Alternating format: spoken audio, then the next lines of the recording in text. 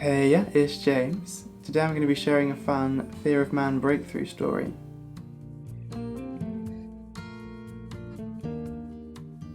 I don't know if you've ever had God do like an intensive or like a mini season of teaching you something or bringing breakthrough in a particular area and just honing in on something.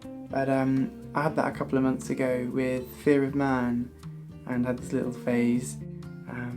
Like 3-4 days or something, this one, and God was just getting me to look weird in public, basically. It was great. And one of the days I was getting the bus somewhere, and I'd looked at the bus times and someone had told me when the bus should have been, and I ended up getting there 18 minutes early. It was the Queen's 70th Jubilee, something like that, and so it was different hours or something for the bus service. So I was at the bus stop, just waiting as you do.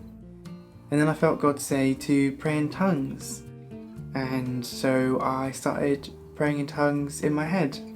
Obviously, if people could see my lips moving, then they might think I was weird. And ironically, God was doing this to help me be free from fear of man. And so I started praying in tongues in my head, and God was like, out loud. And then I started doing it out loud and was just like facing the cars, like it was on a main road, so loads of cars going by, and there was traffic lights 100, maybe 200 yards down the road, and so all the cars were queuing up on the other side of the road and absolutely would have seen everything. And so I was just like praying in tongues and who knows what, just feeling just silly and awkward and thinking just everyone was looking at me. And then I felt God say to hold my hands out as well, and so I shut my eyes and held my hands out, just like praying in tongues.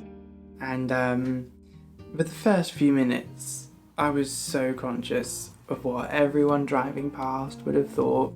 As I say, they were all definitely looking at me, and they might as well have been from how I was feeling and thinking. But and so for a couple of minutes I was just so consumed by it.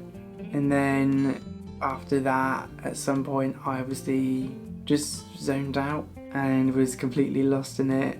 I can't remember anything, can't remember what I was thinking or anything, but I stopped being conscious of what was going on around me, which was fun. At some point, I don't remember when, I was conscious of a car pulling up right in front of me. And it wasn't a bus, it was a car.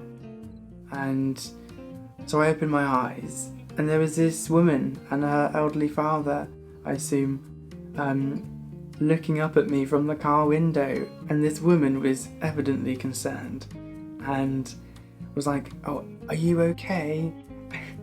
And I was like, "Oh yeah, I'm fine, thanks, yeah." And then she was like, "Do you want to lift somewhere?" I mean, I'm up north, they definitely didn't sound that posh, but anyway, she's like, "Do you want to lift somewhere?"